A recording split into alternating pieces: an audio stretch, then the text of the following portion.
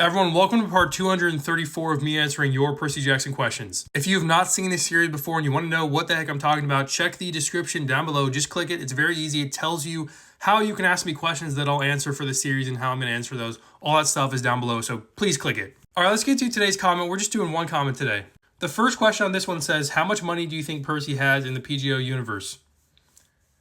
I mean, well, we kind of know, I guess, because his mom, she's they're pretty poor, I think. Like, even when they're living with Gabe Ugliano, they're pretty poor, even though he's a manager at, like, some sort of electronics store, right? Like, especially after Gabe, like, goes bye-bye, they're still, like, they're not making that much money, I don't think. So, I mean, I don't think Percy really, he probably gets an allowance, but probably not that much. I mean, it's not like Percy lives in, like, a lavish mansion or something. No, he lives in a small apartment in New York. Those are still pretty expensive, honestly, but, like, it's pretty small, so hopefully it's not that expensive.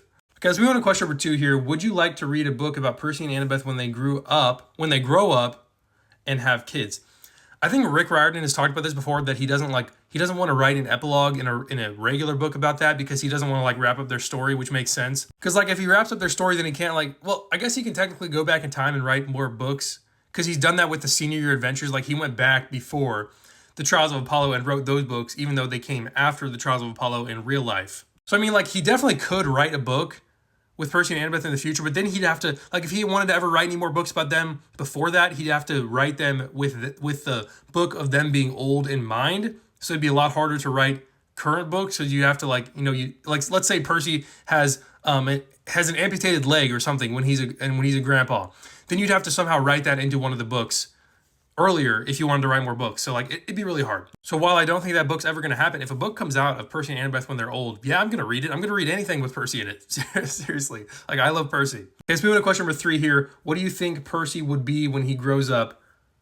I don't know. Maybe just an awesome fighter. Like, maybe he'll be a seahorse or something. I'm just kidding. Okay, and question number 4 here. Would you want a series over a whole new form of gods and demigods? I mean, that's kind of what we got in, like, the Egyptian, the Kane Chronicles, Magnus Chase. I don't really like the Magnus Chase series, but I do like the Kane Chronicles series.